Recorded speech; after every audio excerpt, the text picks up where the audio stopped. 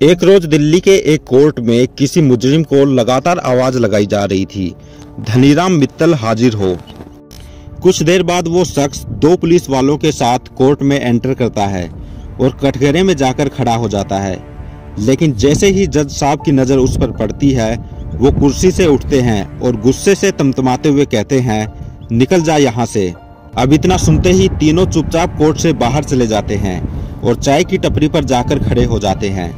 यहाँ मुजरिम बड़े सातिर अंदाज में कहता है, जज साहब ने कहा कि तुम चले जाओ, तो मैं अपने घर जा रहा हूँ, अब तुम भी अपने दफ्तर चले जाओ। वो लोग कुछ सोच पाते उससे पहले ही धनीराम रफू चक्कर हो गया। थोड़ी देर बाद अदालत में फिर से जोर जोर से आवाजें लगी, धनीराम मित्तल हाजिर हो। ये सुनते ही सिपाहियों के पैरों तले से जमीन खिसक जाती है, क्योंकि धनीराम तो उन्हें लॉलीपॉप पकड़ाकर जा चुका था। धनीराम ने ये जो किया था बस एक नमूना है। उसने अपने कारनामों से हरियाणा से लेकर दिल्ली, पंजाब और राजस्थान की कोर्ट को हिला रखा था। क्या नटवर लाल, क्या चार्ल्स शोभराज और क्या सुकेश चंद्रशेखर, ये सब तो महज प्यादे थे। इस शतरंज के असल बादशाह तो धनीराम थे, जो जज बनकर 40 दिन तक अपने ही केस की सुनवाई करता रहा। लेकिन कैसे, आज जानेंगे दुनिया के सबसे शातिर चोर की कहानी। बने रहे एंड तक हमारे साथ। साल 1939, जगह हरियाणा का भिवानी शहर। यहाँ एक बच्चे का जन्म होता है। नाम रखा जाता है धनीराम। पूरा परिवार पढ़ा लिखा था, इसलिए धनीराम भी पढ़ने लिखने में काफी इंटेलिजेंट था। वो शुरू से ही सरकारी नौकरी के सपने देखा करता था, लेकिन इससे पहले वो IAS या फिर IPS बन पाता, वो ठगी और चोरी के दलदल में फंसता चला गया। इसकी शुरुआत होती है 1964 से। दरअसल एक रोज वो अपने शहर के RTO के दफ्तर पहुंचता है लाइसेंस बनवाने के लिए, जहां बाहर दलाल बैठे होते हैं जिनकी अच्छी खासी कमाई हो रही है और फटाफट कागज बना रहे हैं, जिससे लोगों को इजीली लाइसेंस मिल रहा था। उसे ये देखकर बड़ा अजीब लगा कि लोग अंदर धक्के खा रहे हैं, लाइन में लोग लगे हुए हैं और बाहर दलाल चुटकियों में काम करा रहे हैं। ये सब देखकर उसने सोचा कि अब सरकारी नौकरी पता नहीं कब मिलेगी, तो क्यों ना यही काम करूं। उसने RTO के बाहर एक दो दलाल से दोस्ती की और वहीं डेरा जमा लिया। तभी उसे पता चला कि साहब यहाँ फर्जी पेपर भी बनते हैं। अब वो फर्जी पेपर बनाने में भी माहिर हो गया, लेकिन उसकी मंजिल ये नहीं थी। 4 साल में ही उसका इस काम से मन भर गया। उसने फिर से नौकरी ढूंढना शुरू किया। तभी उसे अखबार में एक विज्ञापन दिखा। दरअसल रेलवे में कुछ नई भर्तियां निकली थी और वो भर्तियां थी स्टेशन मास्टर की। अब धनीराम ने फेक डॉक्यूमेंट बनाए और स्टेशन मास्टर बन गया। लेकिन ये भी धनीराम की मंजिल नहीं थी। उसका ये धंधा 5-6 साल तक तो चला। फिर से उसने अपना बोरिया बिस्तर पैक किया और निकल पड़ा नए कारनामे और काम की तलाश में। एक दिन वो चाय की चुस्की लेते हुए कुछ सोच रहा था, तभी उसकी नजर अखबार पर पड़ती है, जिसमें गाड़ियों की चोरी की खबर छपी थी, जिसमें लिखा था कि चोरी की गाड़ियां काफी महंगे दामों में बेची जा रही हैं। बड़ा आसान धंधा है, गाड़ी उठाओ और किसी को भी बेच दो। ठग एक दिन में हजारों लाखों रुपए कमा लेते हैं। उसे ये धंधा अच्छा लगा। अगले ही दिन वो दिल्ली पहुंचा और कार चुराना शुरू कर दिया।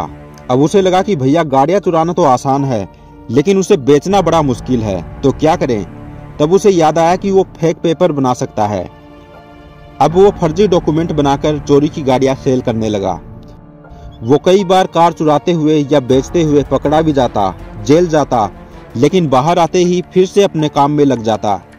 अब ये सिलसिला चलता रहा। जेल आना जाना उसके लिए नॉर्मल बात हो चुकी थी। वही इस दौरान उसे अदालतों के चक्कर भी काटने पड़ते। अब एक दिन यूं ही उसके दिमाग में एक बात अटकी कि जो वकील लोग हैं वो बड़े पैसे कमाते हैं। फिर उसने वकील और पुलिस की दोस्ती देखी। फिर उसने देखा कि अगर केस की नॉलेज हो तो छुटना भी आसान है। उसे लगा कि नहीं, थोड़ी देर के लिए कार चोरी का धंधा छोड़ देते हैं।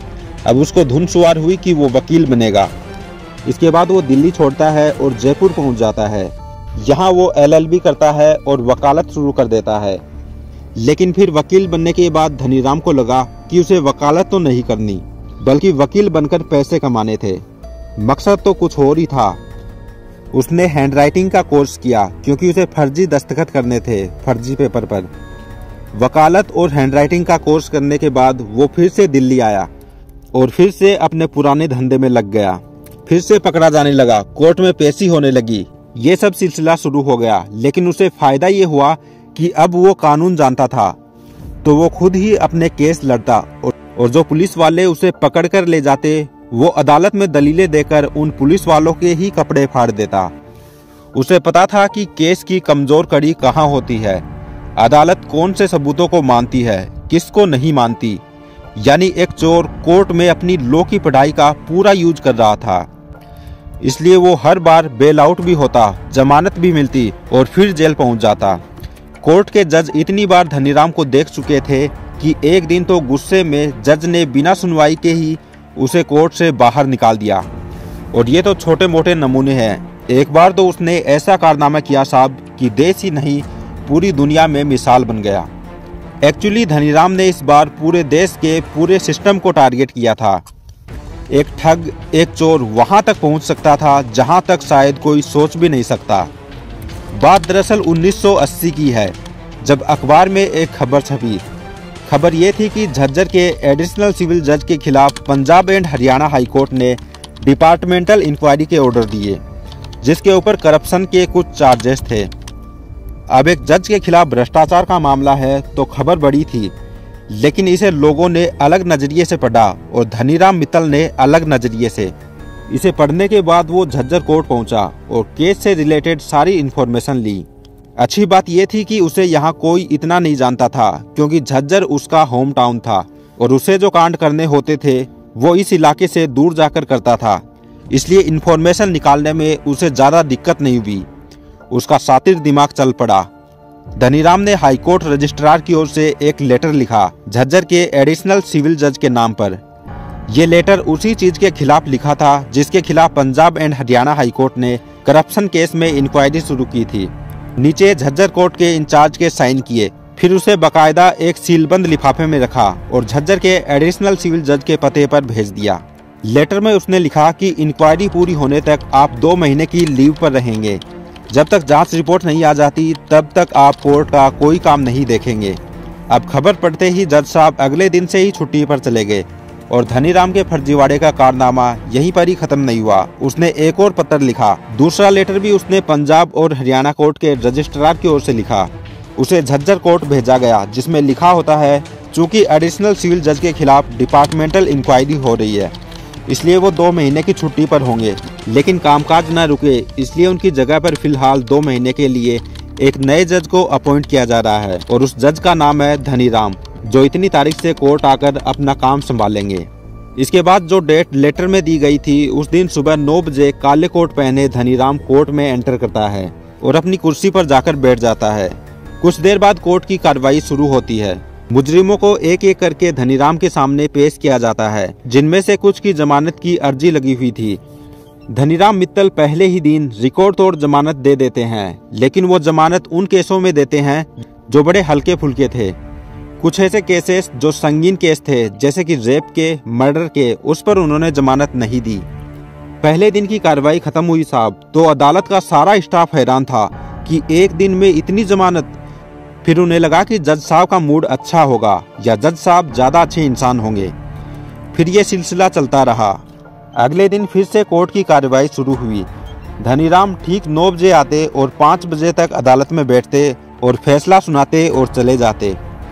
पूरे कोर्ट में नए जज के फैसले की चर्चा होने लगी थी। वकील को भी ताज्जुब होने लगा कि जज साहब अचानक इतने अच्छे क्यों हो गए, फटाफट बिना रोके बेल दिए जा रहे हैं। मुजरिम भी उनसे सिंपैथी रखने लगे। जेल में अपराधियों के बीच चर्चा होने लगी कि जज साहब तो बड़े अच्छे हैं। धनीराम को कानून की नॉलेज थी, इसलिए वो विवादों से बचते रहे।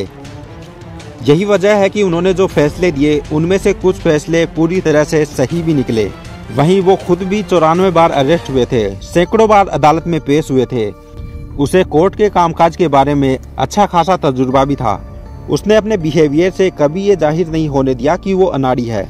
40 दिनों तक धनीराम मित्तल झज्जर की कोर्ट में जज की कुर्सी पर बैठकर फैसला सुनाते रहे।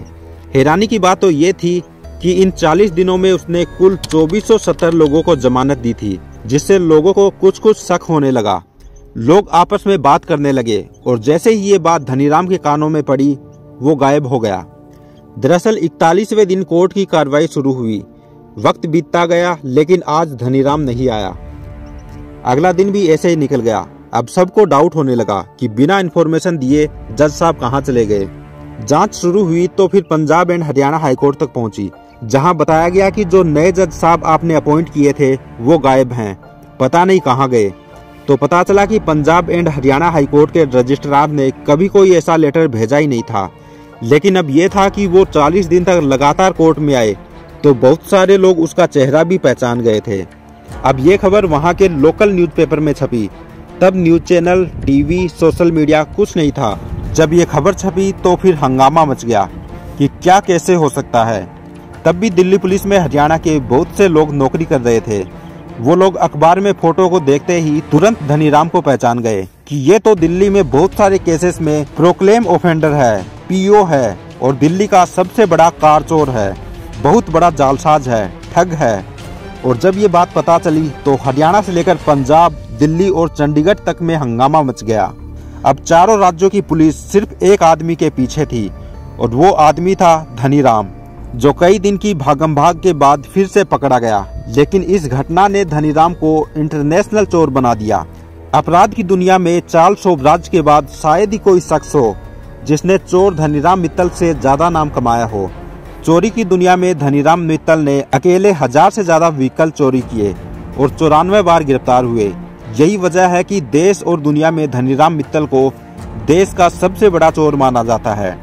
5 दशक से ज्यादा समय तक ये शख्स चोरी और धोखाधड़ी की वारदातों को अंजाम देता रहा।